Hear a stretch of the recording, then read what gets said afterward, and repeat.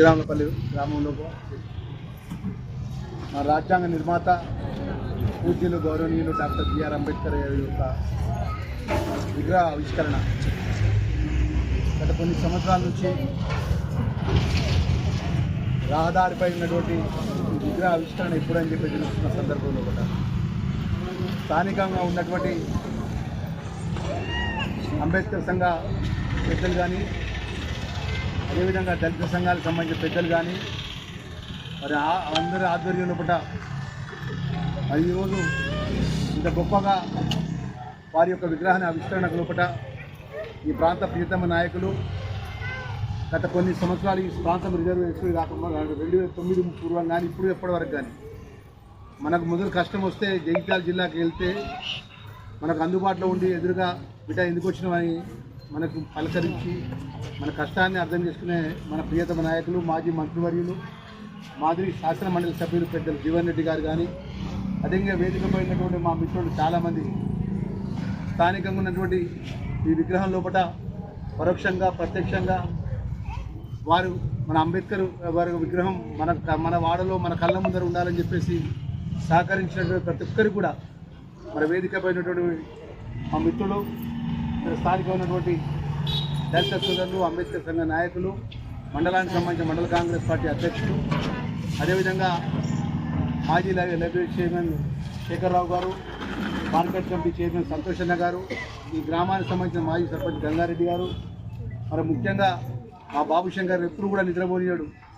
నేను చాలాసార్లు అన్నా అప్పుడు మేము అధికారం లేనప్పుడు వస్తుంటే పోతుంటే తమ్మి ఎన్ని రోజులు మన దేవుని యొక్క విగ్రహం ఆవిష్కరణ కాకుంటుంటుంది అంటే అన్న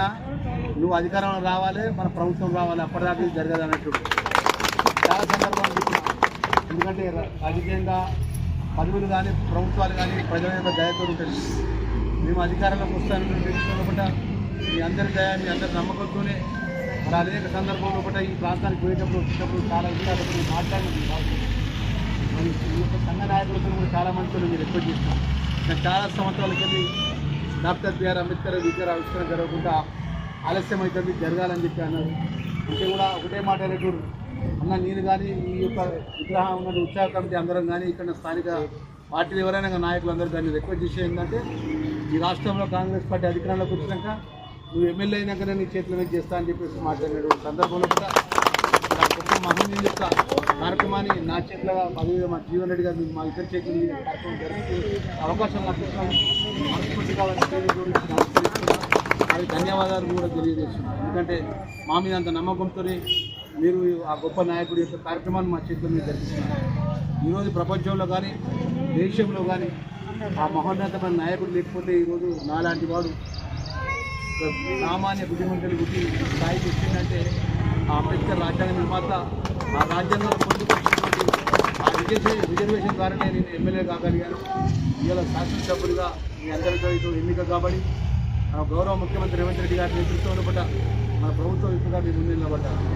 ఒక దశలో మీకు అందరికీ తెలుగులో మిత్రులందరూ కూడా గత 10-15 సంవత్సరాలకి నా వెంబడి గెలిచినా ఊడిన నా పక్కన ఉన్నటువంటి చాలామంది నా లక్ష్మణ్ కానీ చాలామంది నా వెంబడున్నారు. చాలామంది ఒక్క పేరుగా ప్రతి ఒక్కరు కూడా నాకు పరోక్షంగా ప్రత్యక్షంగా ధైర్యం ఇచ్చింది. అన్న ఓటమి అనేది జరుగుతూనే ఉంటుంది, మాట్లాడుతున్నాను. ఆ రోజు నాకు 2018లో పూట చివరి నిమిషం వరకు నేను టికెట్ 2 సార్లు ఓడిపోయినావు 3 సార్లు ఓడిపోయినావు టికెట్ నీకు ఇస్తామా ఇయ్యమా అని చెప్పి ఆల్ ఇండియా కాంగ్రెస్ పార్టీ మాట్లాడుతున్న సందర్భంలో పూట నేను బతుకున్నంత వరకు మర్చిపోయినటువంటి ఆ యొక్క అంశం ఆ యొక్క సందర్భం మరి అఖిల భారత కాంగ్రెస్ పార్టీ నాయకత్వం అంతా కూడా ఈ ప్రాంతానికి పెద్ద దిక్కు ఈ జిల్లాకు పెద్ద దిక్కు పెద్ద జీవన్ రెడ్డి గారికి మరి జగిత్యాలలో ధర్మపురి నియోజకవర్గంలో లక్ష్మణ్ కుమార్ 2 సార్లు 3 సార్లు నష్టం జరిగింది. మరి ఈసారి అవకాశం ఇస్తే కష్టమైతే కావచ్చు కొత్త వాళ్ళని తీసుకొస్తా అంటే ఒకటే మాట అన్నాడు. ఇక దళిత వర్గానికి వెళ్ళి ముఖ్యంగా ఒక బాధిక వర్గం నుంచి ఎన్నిసార్లు ఓడిపోయి జెండా పట్టుకున్నాడు ఆయన.